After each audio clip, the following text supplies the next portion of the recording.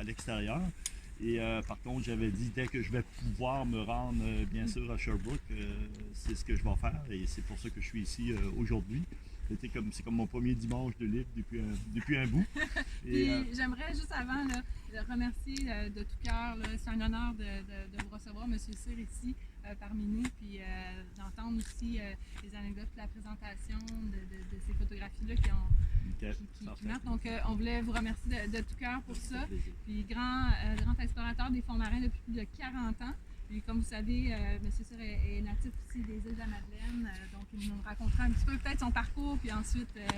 Si ça se voit pas, ça s'entend. Hein? Donc, ben, c'est ça, j'ai commencé à faire de la plongée. On fait vraiment une histoire vite avant de rentrer dans les photos. Ben, j'ai commencé à faire de la plongée à l'âge de 16 ans, en 1976. Ça fait 44 ans.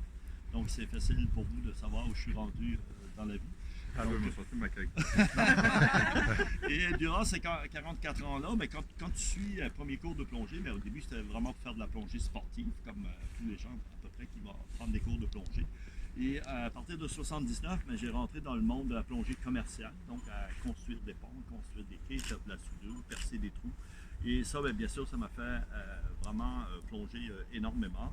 Et quand on fait ce métier-là, on ne le fait pas juste l'été, on le fait l'hiver aussi. Donc, c'est là que j'ai commencé à travailler dans l'eau un peu plus froide. Puis au début, ben, c'est ça, je passais 1 heure dans l'eau, je sortais, j'étais frigorifié. Puis après ça, ben, à force de plonger, de 1000, 2000, 3000 plongées, ben, je me suis habitué à travailler à cette eau froide-là. Et en 1984, ben, tout à fait par hasard, est arrivé aux îles une équipe de la Californie pour faire des images de phoques du Grand Moon. Ils m'ont engagé comme guide parce que je ne faisais pas de photos ni bien sûr de films, mais on m'a engagé parce que je connaissais les glaces, je connaissais les phoques et le caméraman qui gelait sous l'eau parce qu'il était habitué dans l'eau chaude, ben, à un moment donné il était presque toujours, passait plus de temps à la surface que sous l'eau. Et le réalisateur a commencé à paniquer un peu avec ça, puis c'est là que j'ai offert mes services en leur disant ben, montrez-moi comment la caméra marche. Et quand le caméraman va sortir pour se réchauffer, ben moi je vais continuer à faire des images. Donc c'est vraiment comme ça, tout à fait par hasard. Et ensuite, ben, je suis allé avec eux, la même équipe du côté de l'Alaska. Et là, on est encore en 84-85 et j'ai commencé à faire ces tournages-là, 2 tournages par année en continuant en faisant ma plongée commerciale. Et en 91, ben là, j'ai eu un appel de National Geographic pour aller filmer des morses. Et c'est vraiment à partir de 91, bien sûr, que c'est un petit monde. Hein? Tu sais, quand on regarde ça, même qu'on parle de la BBC au National Geo ou n'importe quel au Walt Disney, des compagnies qui restent un peu partout dans le monde, mais c'est un petit monde où tout le monde se connaît, puis tout le monde, à un moment donné, se rencontre, surtout dans des endroits où il y a des expositions, où on va promouvoir les films sous-marins. Donc, à partir de 91, ben, là, mon nom commençait à circuler. Et depuis ce temps-là, ben, j'ai travaillé sur à peu près un peu plus de 160 documentaires dans plus de 60 pays. Mais ça reste, c'est le froid, c'est l'Arctique, parce qu'on n'est pas beaucoup de caméramans qui travaillent dans l'eau froide. En eau chaude, il y en a des milliers, donc c'est facile d'en trouver. En eau froide, on est peut-être une quinzaine vraiment qui travaillent dans ce métier-là, qui gagnent sa vie en faisant des images. Et on a tous 50 ans et plus. La relève n'est pas là, n'est pas beaucoup là non plus. Donc, ce qui fait que c'est pour ça qu'on a beaucoup de demandes aussi. Parce que aujourd'hui, je fais beaucoup moins, je fais moins partir que sur des longues périodes, surtout qu'auparavant. Mais les demandes sont encore autant là que ça l'était à l'époque. Donc, si on revient aux photos, les choix de cette photo, donc quand on m'avait demandé au début pour l'exposition, ben, j'en avais envoyé peut-être une quinzaine. C'est toutes des photos. Tu sais, des fois, c'est pas nécessairement parce que c'est les plus belles, mais c'est parce que ça nous fait penser à des choses où la difficulté de la photo a été un petit peu plus difficile. Et celle-ci, je m'en sers souvent de cette photo-là pour expliquer aux gens comment, chez les mammifères marins, comment ils ont des caractères différents. Et ça, pour moi, ça a changé ma vie quand j'ai commencé à comprendre justement ce fonctionnement-là. Ça veut dire que pour la même espèce, on avait la fâcheuse habitude, nous les humains, de croire que c'était toutes des clones qui étaient toutes identiques. Mais non, ils ont tant de caractères qu'ils peuvent avoir chez les humains, chez les mammifères marins. Donc, quand on en trouve des sympathiques, des phoques, ben, ils vont nous suivre. Donc, souvent, ils viennent me voir, je suis après de m'habiller sur la banquise, et je vais descendre dans l'eau. Puis là, moi, je viens de descendre dans l'eau, puis on le voit qu'il me regarde, donc comment je réagis dans l'eau. Puis ensuite, il est venu avec moi pour continuer sa plongée. Donc ça, c'est vraiment cette explication-là. Pour la deuxième photo, je l'ai choisie pour essayer de montrer un peu le froid. Souvent, ici, on est aux alentours à peu près de moins 35 à moins 40 degrés. Et quand les moustaches des phoques sont gelées, ça veut dire qu'il commence à faire très froid. Et c'est un système, ça fait 35 ans que je vais dans les phoques l'hiver. On y va par hélicoptère quand on ne peut pas passer avec des bateaux, mais sinon on va travailler avec des crabiers, sauf les bateaux, justement des crabiers des îles, et on va se faire prendre directement dans la glace, dans la mouvée, où il y a plein de phoques comme ça. Et bien sûr, là, c'est là que ça nous donne les plus belles photos, les meilleures possibilités, parce qu'on peut rester 6 jours, 8 jours comme ça, pris dans les glaces. Donc on se lève le matin avec le lever du soleil, on va descendre, il y a des passerelles, la glace est solide. Donc là, ici on en voit juste 2, là, mais il peut y avoir facilement 1000, 2000, 3000 phoques autour du bateau. Puis après ça, tu as la mise bas, donc tu as les blanchons aussi qui vont s'installer. Mais on voit qu'il fait froid. Je ne sais pas si vous pouvez. Moi, c'est peut-être que j'ai eu tellement froid que pour moi dans ma tête, c'est clair. Là. Non, on le voit. On le voit. Je pense qu'on le sent. Hein? Tu viens être dans l'eau dans ce temps-là? Ou... Oui, ben c'est beaucoup plus chaud. C'est plus chaud. Ah, oui, c'est plus chaud dans l'eau que quand on est à moins 35 ouais, c'est ça, hein? moins 30 degrés. Cette photo-là, c'est pas compliqué. J'ai été félicité beaucoup pour l'avoir faite, puis je l'ai faite peur. C'est une photo qui a été faite de peur. Donc, pourquoi? Parce que quand on plonge avec les ours polaires pour aller prendre des photos, pour aller prendre des bouts de film, bien sûr, ça reste que c'est un animal qui est dangereux. Et j'insiste là-dessus en disant que je plonge avec les ours polaires. Oui, je ne plonge pas avec tous les ours polaires. Parce qu'encore une fois, ils ont des caractères différents. Donc, quand on en voit des gros, des balafrés, on sait que c'est des bagarreurs. Ça ne me tente pas du tout de passer du temps avec eux. Je les laisse passer. Puis, je vais en choisir qui me semble plus sympathique. Par contre, on a développé, parce qu'aujourd'hui, on est peut-être 7, 8, une dizaine de personnes sur la planète qui plongent avec des ours polaires. Et bien sûr, notre grande chance, pourquoi on est capable de faire des photos avec des ours, c'est parce qu'ils ne descendent pas profondément. Ce qui veut dire que dès qu'il va s'emmener pour nous, parce que ça nage à 10 nœuds, puis je nage à 2 nœuds, là, fait que, il va m'attraper assez rapidement. Par contre, il ne descend pas très profondément, puis moi, c'est ça ma porte de sortie. Donc, quand il va s'emmener vers moi, bien, je vais descendre à toute vitesse vers le fond. Puis, un ours, bien, dès qu'il va atteindre 3 mètres, 4 mètres, il y a tellement mal aux oreilles qu'il va arrêter, puis il va revenir vers la surface par après. Donc, on fait tout ça. Je suis après de filmer un ours polaire.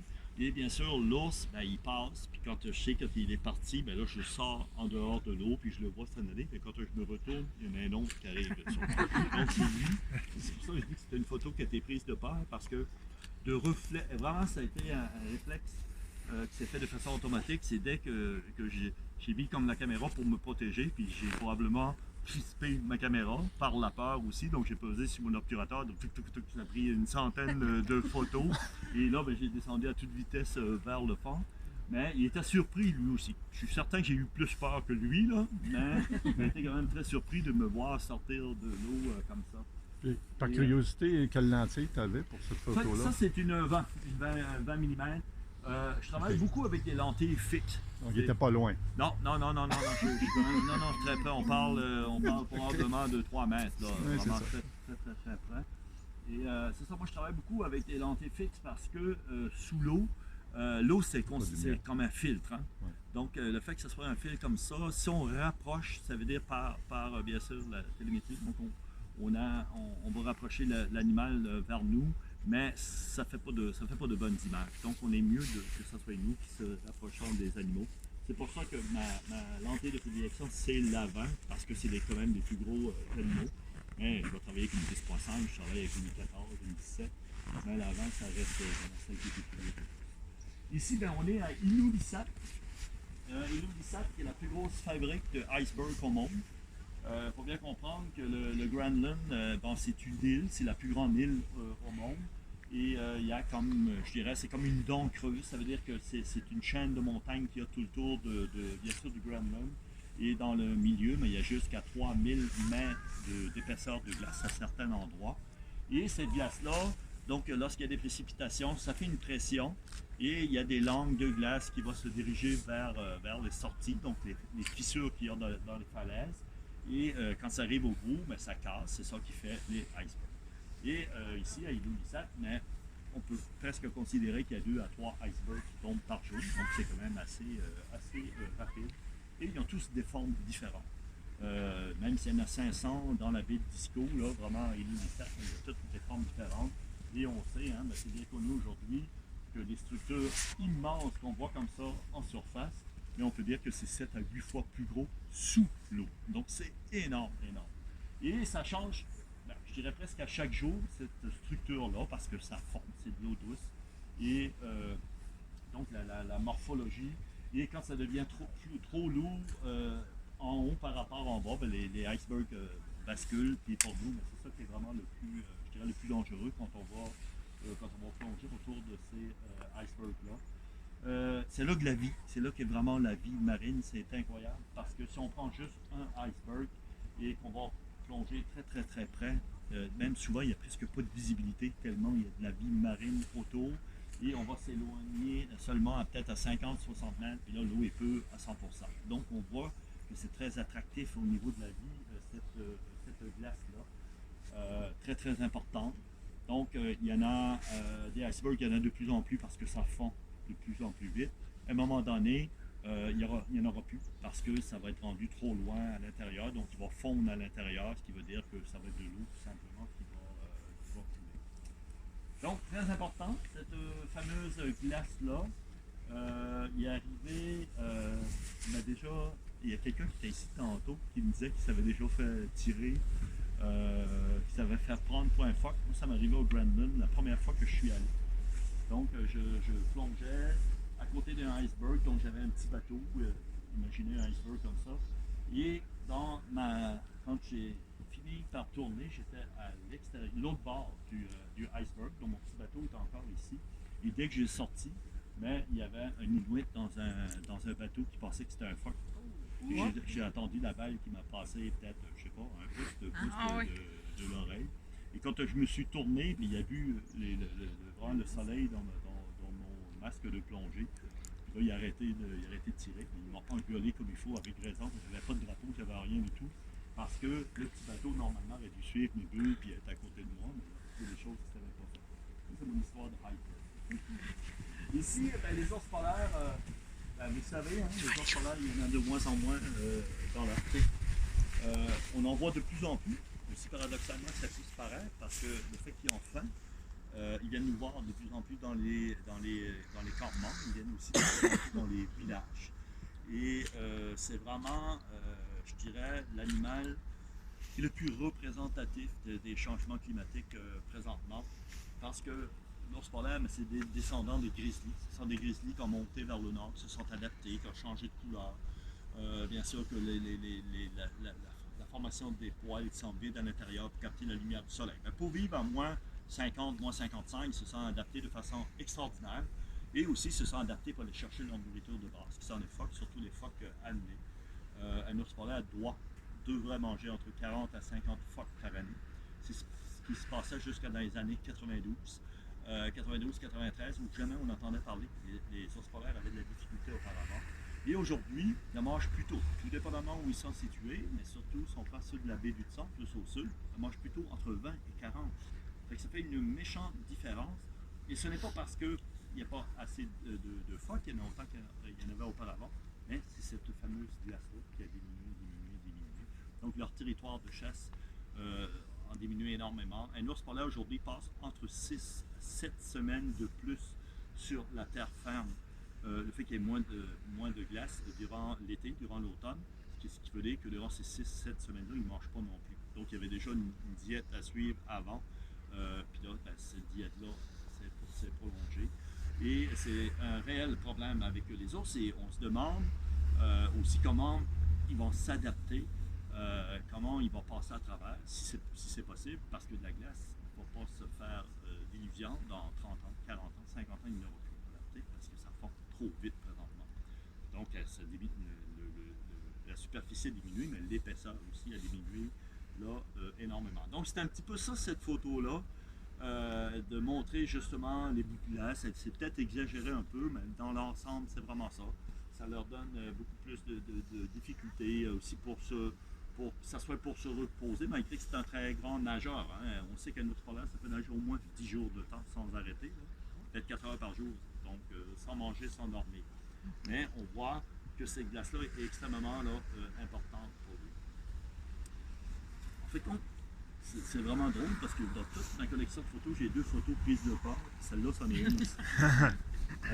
Et celle-là aussi, elle est particulière parce que quand on va. La première fois que je suis allé filmer des morses en 1991, il n'y avait personne vraiment qui avait filmé, qui avait photographié les morses sous l'eau. Puis même, moi, les Inuits me disaient que je ne sortirais pas vivant. Eux, là, étaient vraiment extrêmement angoissés du fait que j'aille plonger avec les morses. Et tout ça pour dire la première fois, mais on va utiliser une cage parce que tout le monde me disait que c'était tellement dangereux que je ne pas de là vivant. Donc j'ai réussi avec National Geographic à monter une cage à requins. Puis c'est comme ça qu'on a fait les premières images pour m'apercevoir au bout de quelques expéditions. Ben oui, il y avait moyen de les filmer, des photographies à l'extérieur de la cage, mais en faisant vraiment attention.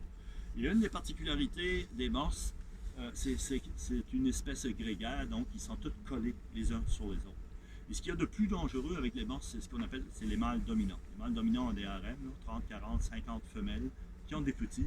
Et quand ils voyagent dans l'eau, c'est un peu comme une falaise qui s'en vient vers toi. Ils sont tellement collés, là, on ne voit pas de jour, il n'y a rien, là, et ils sont vraiment compactés. Et il n'y a rien qui se tient devant eux, ça veut dire qu'il n'y a pas de phoque, il n'y a pas d'ours polaire, il n'y a pas de poisson, parce qu'ils laissent passer, bien sûr, ce troupeau de morses. Donc, pour moi, qui est dans l'eau, ça veut dire que je suis un intrus, je n'ai pas d'affaires là. Dès qu'ils vont me voir, ils vont s'en venir sur moi aussi pour me frapper. Ça frappe avec le dessus de la tête, là. Ça ne frappe pas avec les défenses. Les défenses, c'est pour se hisser. Ça sert, c'est vraiment pas pour se défendre ou pour attaquer. Donc, les morses, le fait qu'ils viennent m'attaquer comme ça, moi, ça me prend quelque chose où je suis capable de me barricader. Et c'est pour ça que je vais choisir des endroits où il y a des énormes roches dans le fond de l'eau pour justement me barricader derrière ces roches-là. Et ben, on laisse passer le troupeau, puis ça me permet pendant quelques secondes de filmer. Et donc ça, c'était la même chose. Le troupeau venait de passer, donc il était parti, je les avais filmés. C'était terminé et quand je suis sorti en dehors de l'eau pour revenir vers le bateau, ben, il y avait un retardataire. Donc on s'est trouvé même chose face à face. Et cette fois-là, j'ai eu encore beaucoup plus peur que l'ours polaire. Ben, premièrement, il était beaucoup plus près. L'image ici, le monde peut-être pas, mais je suis à peine à 1 mètre, peut-être 1 mètre et demi. Et ben, ça peut être fatal un morse, là, parce que j'ai déjà eu dans toutes mes plongées, une épaule disloquée par un morse, tellement ça frappe fort. Il y en a qui m'avait frappé dans l'épaule gauche. Et donc ça aussi, je suis chanceux parce que ça reste que ça fait quand même des images potables, ça reste que des photos potables. C'est des photos qui ont été prises plus en me protégeant avec la caméra. Donc il faut toujours être prêt, bien sûr, à aller prendre ces images-là. Et on en est assez surpris parce que souvent dans une journée, on peut faire 2000, 3000, 4000 photos. Puis quand on vient les regarder, des fois on pense que je me dis, c'est à peu près certain que ces photos-là vont être très bonnes. Puis tu arrives, tu n'es pas très encouragé. Puis à un moment donné, tu en vois une tout à fait comme par hasard, comme ça. Tu dis, hey, mais il y a quand même quelque chose à faire avec ça. Mais la fois de l'épaule disloquée par un morse, vous n'avez pas pu vous tasser à temps? Ou, Non, parce que je ne savais pas à l'époque. Je ne savais pas à l'époque les mâles dominants. Puis il y a un autre phénomène aussi, c'est les mamies.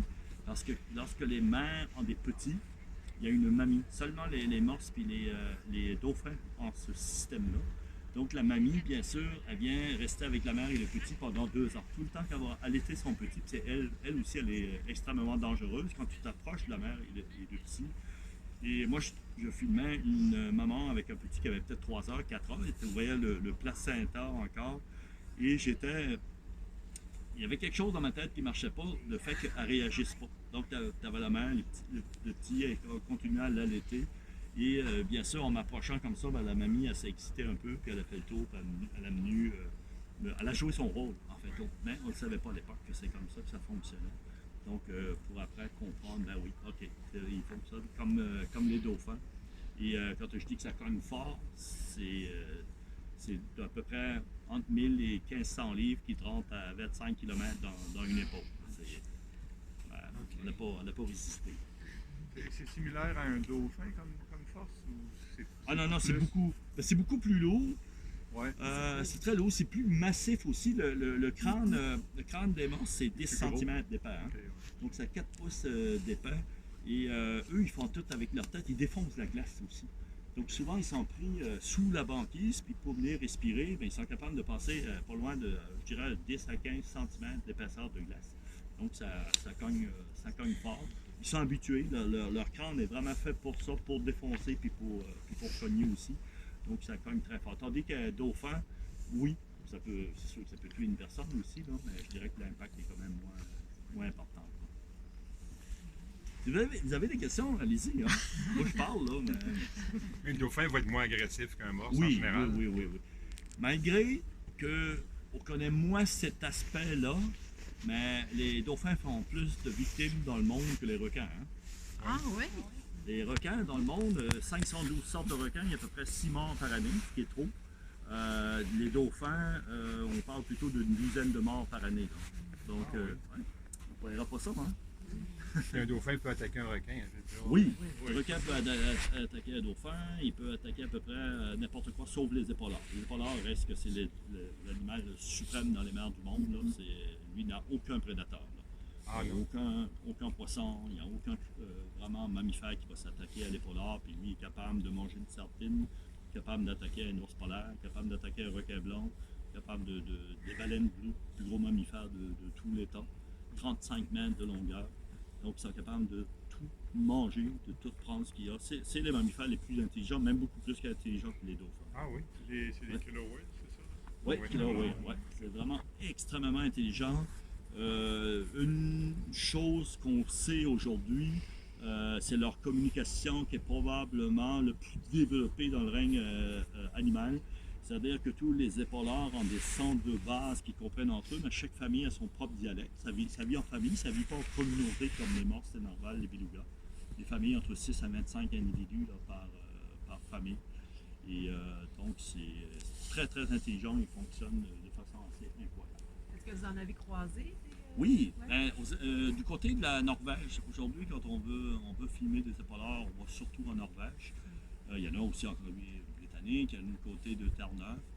Mais les plus faciles, c'est que du côté de la Norvège, ils rentrent dans des fjords. Donc, veut pas, ils restent un peu, ils ne sont pas emprisonnés parce qu'ils peuvent sortir quand ils veulent, mais ils restent quand même assez restreints dans le fond des fjords à justement se nourrir. Et pour nous, c'est le meilleur endroit pour aller filmer. Les dauphins vont attaquer dans quelles circonstances? Surtout protéger leurs petits? Protéger les petits, Ouais. beaucoup. Vraiment, il y a vraiment une histoire assez incroyable qui s'est passée avec un père et son fils qui venaient de l'Angleterre à un endroit qui s'appelle Loreto, Baja, Californie, où il y a plein de dauphins. Pour moi, c'est vraiment l'endroit. Quand je vais aller les filmer, c'est là que je vais. Il y a 2000, 3000 dauphins, puis c'est eux qui viennent sur les milieux naturels. Et je ne sais pas si l'histoire est vraie, mais elle pourrait être vraie. En tout cas, une chose est certaine, c'est que moi, c'est les guides là-bas qui me l'ont raconté. C'est qu'arrive un père avec son fils et tu as le droit d'aller te baigner. Donc, tu sautes à l'eau, tu es en maillot de bain ou avec un palmas que tu bats, puis tu t'amuses avec les dauphins dans l'eau. Et le garçon saute dans l'eau et bien sûr, son père, à un moment donné, lui dit fais croire de te noyer pour savoir si c'est vrai. Puis là, le garçon commence, puis justement, à un moment donné, le dauphin vient puis il pousse jusqu'au Zodiac. Et donc, tout le monde s'en aperçoit, hey, c'est vraiment intelligent, donc ça veut dire que ça marche, ces dires-là. Et là, il essaye une deuxième fois, et il y en a un autre dauphin qui arrive, la même chose, qui le pousse. Puis le père dit à un moment donné, essaye-la une autre fois, là, je t'ai pas pris en photo, on va montrer ça, à ta mère. Donc, il fait une troisième fois. Là, il y a un dauphin qui arrive, qui prend le petit, puis qui le pousse vers le fond. Donc, il est presque noyé, là. C'est vraiment les interventions des personnes à bord du Zodiac qui est allé le chercher. Tout ça pour comprendre que les mères, avec leurs petits, quand ils ne comprennent pas, c'est ça qu'ils font. Ils les prennent et qu'ils les poussent directement. Donc, ça peut être, c'est gentil, mais ça peut aussi avoir, ça a une certaine intelligence et ça peut réagir de façon assez drastique. Est-ce que l'histoire est vraie? Dernière photo. Hey, qu'est-ce que je peux en dire de ça? C'est quelque chose que je commence à en faire de plus en plus, ce qu'on appelle des photos mi-air, mi-haut. Des photos qui sont très difficiles à faire.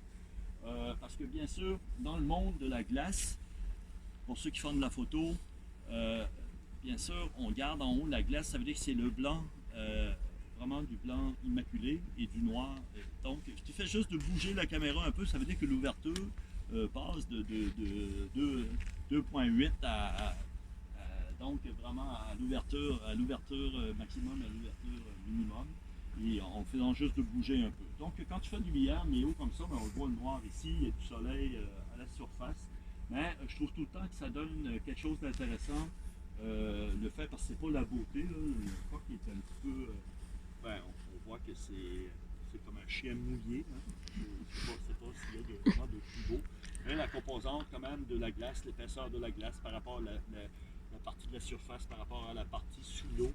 Ben, comme je vous disais, pour moi, c'est quelque chose que je commence vraiment. Et là, présentement, j'ai acheté vraiment un hublot qui est beaucoup plus large pour aller faire du mi-air, mi-haut comme ça. Et c'est des choses que vraiment je vais tenter dès cet hiver parce que je vais me retrouver encore dans les phoques là, cette année.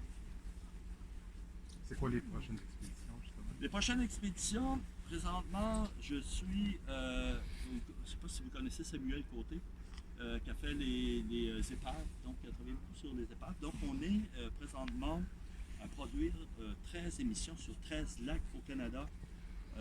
Des lacs qui ont toute une histoire, ben une histoire vraie. Pas juste des raconteurs. Là. La première émission qu'on a faite, c'est au lac Témiscouata. Bon, on nous raconte que dans le temps de la prohibition, le lac Témiscouata, c'était le plus grand bootlegger vivait sur les berges du lac Témiscouata. Et donc, il y avait beaucoup de gens qui travaillaient pour lui, ils travaillaient, ils envoyaient, même temps avec le Japon, bien sûr, ils transigeaient aussi vers les États-Unis. Donc, il avait acheté quand même beaucoup de monde autour de lui, mais à un moment donné, la GRC est venue pour débarquer chez lui. Et donc, il y avait des voitures qui étaient pleines justement de gin, puis il a tout poussé ça dans le lac. Et on a trouvé ça. On a trouvé 2 voitures avec des cannes d'alcool. Malheureusement, les cannes étaient vides, étaient percées, ça fait trop longtemps. Mais c'est toutes des histoires de lacs qui ont rapport avec des histoires comme ça. Donc ça, on a juste une émission de faire, puis on en a 13 à faire. On va en faire même cet hiver dans le lac Saint-Simon. Et on va aussi du côté de l'Alberta. Après ça, je travaille avec des Belges sur un documentaire qui est sur la pêche illégale. La pêche illégale, présentement, dans le monde, on est rendu à penser qu'un poisson sur 2 est pêché de façon illégale. Donc c'est énorme. Et le premier endroit qu'on est allé, c'est le Suriname. Le Suriname, c'est juste en haut de la Guyane française et de Guyana. Et c'est un pays où je dirais que c'est le bordel. C'est-à-dire qu'il y a 2 mines d'or légales, mais il y en a 1 mine illégale. Beaucoup de drogue qui passent par là, puis beaucoup aussi de poissons illégaux qui passent par ce pays-là. Et on a réussi à filmer, à photographier 2 conteneurs complets d'ailerons de requins. On parle de 5 000, 6 000 requins probablement. Et donc c'est un petit peu ça là, qu'on va dans des endroits différents dans le monde pour tout documenter ça. Et moi, ma partie sous-marine, ben, c'est surtout aller chercher des filets dérivants, des long lines, donc travailler avec des gens, des pêcheurs là-bas pour aller voir eux comment ils vivent, comment ils gagnent leur vie, puis comment aussi ils sont souvent affectés par toute la pêche illégale parce que ça leur rend la vie beaucoup plus difficile. Donc ça, c'est un documentaire. Un autre aussi sur les épaulards. Vous m'avez entendu parler, j'ai vraiment de l'émotion quand je parle des épaulards parce que je trouve ça extraordinaire. Donc on est après de travailler aussi sur un nouveau documentaire qui devrait avoir le jour probablement en 2021. Parce que c'est beaucoup de petits voyages à des endroits différents sur cette espèce-là qui est vraiment extraordinaire. Donc c'est à peu près ça. Cueillette d'images quand même du côté de l'Arctique aussi pour certaines compagnies. Mais ça peut ça au niveau des tournages. Mais là, au niveau des pêches illégales, il y a un danger, pas juste la faune sous-marine, il y a un danger de la part de certains humains aussi. Oui, beaucoup. beaucoup. Et quand on est arrivé au Suriname, au bout de 3 jours, on voulait nous mettre en dehors du pays. Donc, il a fallu user vraiment de notre bonne diplomatie canadienne. Là. Et on voulait voir les images qu'on avait faites. Donc, il a fallu, c'est ça, il a fallu se cacher un peu, puis il a fallu faire sortir les images un peu de façon, je dirais, haute que partout, parce qu'on aurait justement pu avoir de la difficulté avec ça. À chaque fois qu'on va dans des pays comme ça, on est confronté à des bandits, des gens, bien sûr, qui gagnent leur vie de façon pas légale. C'est sûr que ça met une certaine difficulté. On travaille là-dessus quand même avec Interpol aussi. On a quand même beaucoup de contacts et beaucoup d'aide. C'est un sujet qui est très dur, qui est très difficile à traiter, mais qui a une obligation de le traiter aussi. Parce que quand tu arrives dans des endroits, dans des usines où tu vois c'est des ailerons de requins, des tortues, 200 tortues, parce qu'il y a des gens qui mangent des tortues. Je ne savais pas, mais il y a des gens. Donc tout ça fait qu'on apprend de tout prendre ce que c'est qu'il y a dans l'eau, puis d'envoyer ça, surtout, malheureusement, vers la Chine, beaucoup, et du côté de la Russie aussi. Donc c'est sûr que s'il faut au moins dénoncer ça pour essayer de voir qu'est-ce qu'on peut faire pour essayer d'arrêter des méchants réseaux. Bonjour. Bonjour. Ça va bien? Ah, très bien. Oui. Est-ce que d'autres questions? Moi, j'aurais une question sur l'exposition comme telle. Quand on vous a contacté pour vous demander si vous accepteriez de participer à cet événement-là, quelle a été votre réaction, votre première réaction? C'était-tu un oui automatique ou c'est... Je dirais non, c'est jamais des oui automatiques, c'est jamais des non automatiques. Ben moi, je sais que vraiment, ce qui m'a touché au premièrement, c'est quand on m'a dit que c'était dehors. Là, ça, dès que j'ai su ça, là, oui, ça m'intéressait parce que je trouve ça extraordinaire justement de donner la chance à tout le monde qui passe ici de voir les photos.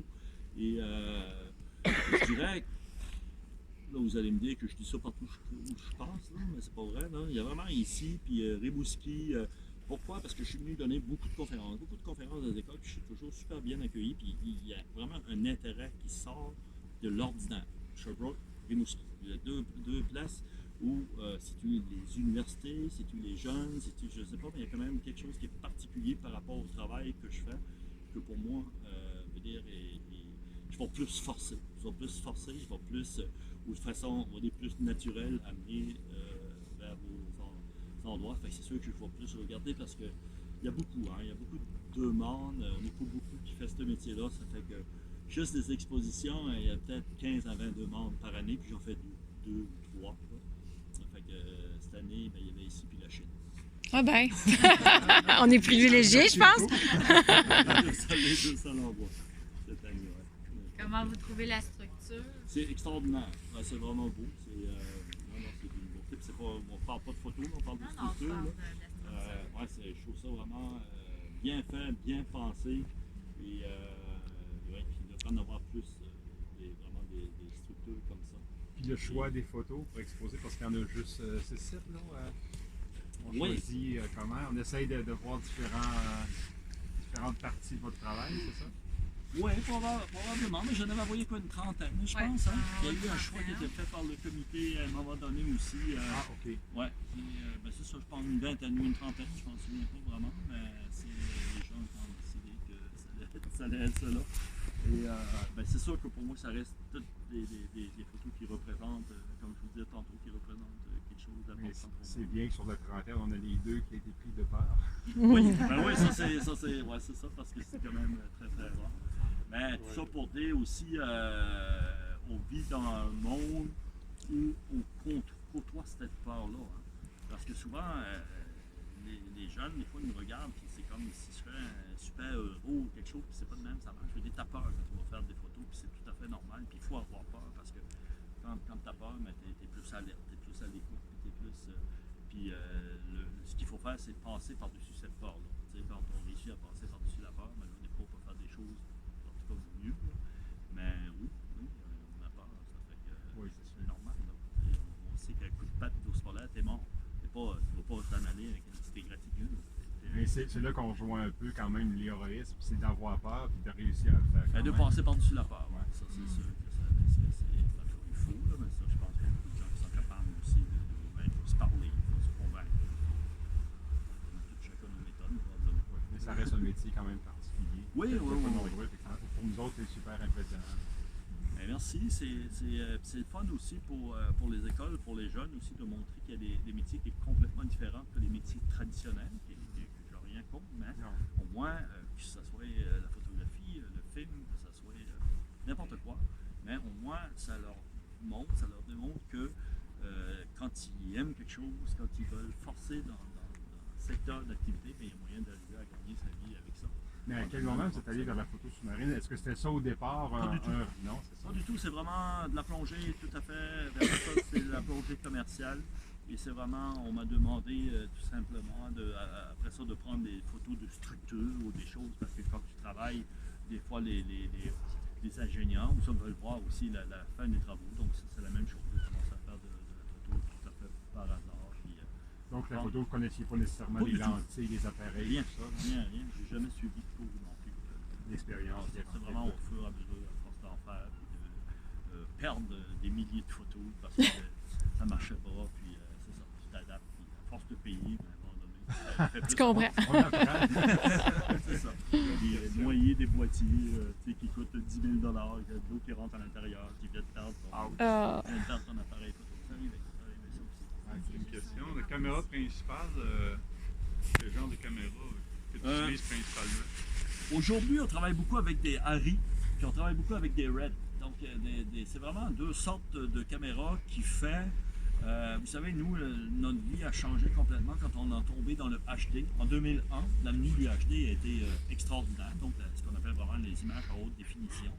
Et après ça, il y a eu un changement majeur qui est la 4K, donc l'avenue de la 4K, qui fait que tu restes en HD dans une image extraordinaire, mais tu peux prendre ton image et bien sûr vraiment l'élonger sur 80 pieds, puis l'image va être encore aussi belle.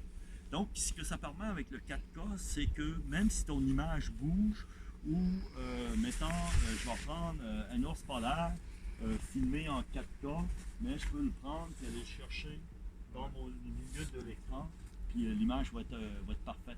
Donc, le HD seul ne nous permettait pas de faire ça. Tandis que le 4K nous permet de faire ça présentement. Et les Japonais sont déjà rendus dans le 6 et dans le 8K. Donc, ça va rapidement, mais ça devient des caméras qui sont très dispendieuses. Hein. C'est pas rare que, mettons, une caméra sous-marine, l'habitacle, le housing sous-marin, les lumières, la lentille, on est aux alentours de 300 400 000 sur les mains. Là. C'est dispendieux. Fait que ça m'appartient pas, c'est pas Oui, ça reste qu'il faut s'approcher. Si? Moi, je pense que oui. Je pense que s'habituer à l'hiver, c'est surtout de façon de l'approcher avec parcimonie. Donc, vraiment d'y aller. Pour moi, les animaux vont toujours nous avertir avant d'attaquer. C'est-à-dire qu'il va toujours avoir des signaux, puis il faut détecter ces signaux-là. Il y a beaucoup, chez les phoques, les morses narvals, les pélicans, c'est beaucoup les bulles, les chapelets de bulles. Donc, quand un chapelet de bulles, ça veut dire que tu es trop près d'eux, tu es dans leur système, donc il faut que tu te retires. Il faut comme lire ça, il faut comprendre ça. Même les baleines, qui est extraordinaire, ils sont vraiment conscients de leur position dans l'eau. Ils savent où on est aussi exactement. Donc, ils vont nous avertir, ils vont gronder si on est trop proche, il ne faut pas nous frapper. Mais il faut être vraiment tout le temps à l'écoute de ces animaux. C'est quoi ces conditions de travail, j'imagine? Le pire, le plus grand défi, c'est les conditions de travail. Les plus grands défis pour un caméraman qui travaille en eau froide, c'est pas juste le fait d'être l'eau froide, c'est toute l'activité qu'il y a autour. Un caméraman qui travaille en eau chaude, il va rester à l'hôtel, il va rester dans un bateau, la plupart du temps. Un caméraman qui travaille en eau froide, il va rester dans une tente. Il fait du camping d'hiver. Fait que tu as tout le fait d'avoir froid quand même sous l'eau, de travailler, puis après ça, ben, de rentrer dans une tente où il fait 30 degrés dans l'humidité, allumer le chaud qui est congelé, puis c'est ça, de manger de la bouffe qui n'est pas tout le temps vraiment extraordinaire, puis de ne pas prendre de douche pendant 3 semaines, 4 semaines. Donc, c'est toute la vie qu'il y a à côté, de vraiment prendre la prise d'image qui est quand même complètement différente qu'un caméraman en eau. Et quand même, rentrer dans les eaux en Arctique ou en Antarctique, ça prend des combinaisons particulières. Oui, mais c'est que c'est pas plus froid qu'ici. Puis ça, les gens, des fois, la difficulté à comprendre ça, c'est que l'eau salée ne deviendra jamais plus froide que moins 1,8. C'est impossible. Ça veut dire que tu peux être à moins 55 degrés ou à 0 degré. Ton eau ne deviendra jamais plus froide que moins 1,8. À moins 1,9, ça se cristallise, ça devient de la glace. Ça fait que toute la structure qui est à l'extérieur est différente, mais sous l'eau, c'est pour moi, plonger Arctique en Antarctique ou plonger dans le golfe Saint-Laurent, c'est exactement la même température avec les mêmes équipements. Parce que c'est exactement la même eau. Il n'y a pas aucune différence. C'est quand on ressort que c'est moins C'est drôle. sûr que quand tu fais moins 35 degrés, là, c'est extrêmement froid. C'est complètement différent. Une petite question rapide comme ça. Pour rapprocher les animaux, est-ce que vous utilisez surtout le recycleur ou c'est une bouteille ouverte? C'est-à-dire qu'il y a 3 façons en apnée. Il y a des animaux que c'est bien mieux de les approcher complètement en apnée. Ça veut dire juste pas le masque que tu vas. Il y en a d'autres que le recycleur vient aider énormément. Justement, ceux qui vont être plus séparés vers les bulles. Donc le recycleur, c'est un système à circuit fermé qu'au lieu d'une petite bouteille de plongée où on inspire puis on envoie notre air dans l'eau qui fait des bulles. Donc souvent les animaux nous interpellent aussi comme si nous aussi on serait agressifs. Donc il y en a qui vont s'éloigner. Donc le recycleur, quand tu expulses ton air, il retourne dans un système de charbon activé pour se purifier à nouveau. Donc on n'envoie pas de bulles dans l'eau. Fait que ça nous permet de s'approcher plus des animaux, mais c'est pas parce que ça fait du bruit que nous on n'entend pas, mais que je suis à ce temps persuadé que les animaux entendent aussi.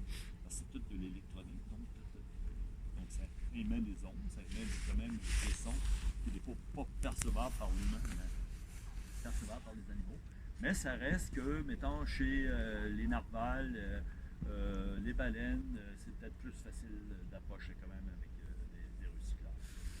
Parce que tu as toute la partie recycleur, ça veut dire oxygène peu, donc c'est beaucoup plus lourd, c'est beaucoup la structure de l'organisation est beaucoup plus difficile.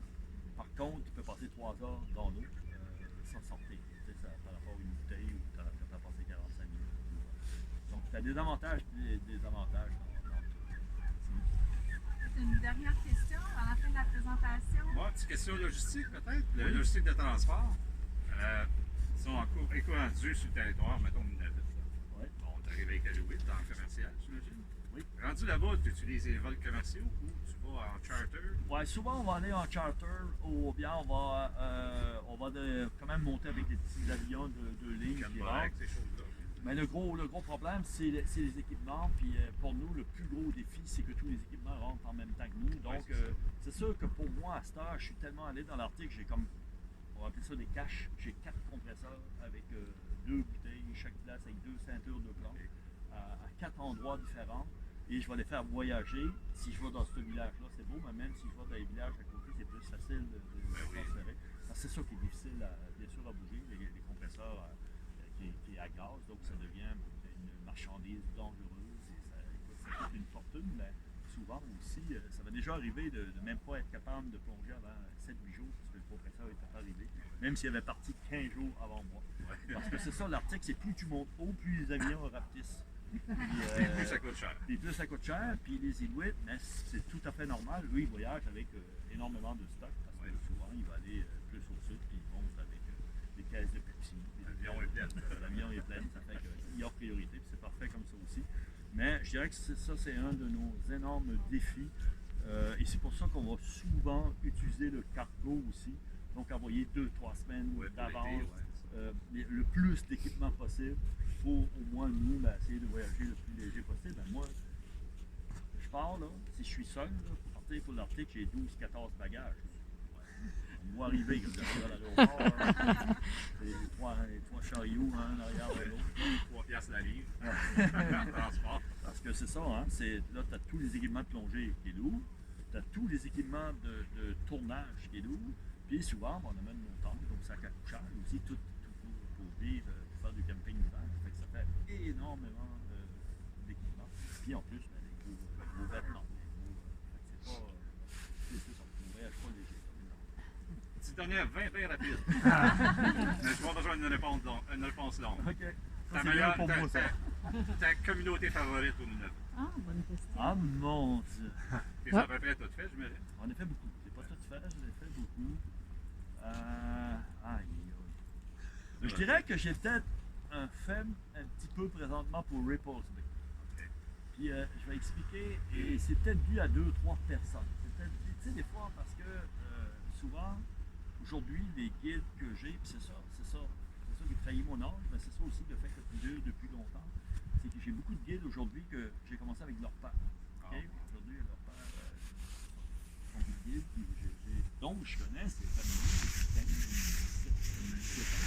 Donc tu crées des liens d'amitié, bien sûr, avec ces familles-là. Et je dirais que dans le bout de Ripples Bay, tu as toutes les Maliki, là, donc le Maliki et fils, parce que ça, ouais, c'est vraiment, c'est devenu vraiment des amis, puis c'est sûr que quand j'arrive là, moi, je suis bienvenu, mais tu sais, Arctic Bay aussi, Eagle Lake, il y a des plus et des moins partout, mais j'adore travailler avec les Inuits, j'adore les Inuits, c'est un peuple incroyable, c'est un peuple aussi qui est extrêmement chaleureux, mais qui est aussi, il n'y a rien à eux, il n'y a pas grand-chose, mais ce qu'il y a, ils sont prêts à tout le donner, à tout le donner, ça c'est assez extraordinaire. Et on les a pas bien traités non plus, hein. On les a stationnés dans des endroits, puis on les a laissés pas mal à eux-mêmes. Et je dirais qu'on pourrait les aider plus, puis on pourrait un peu mieux les organiser, peut-être mieux les écouter aussi.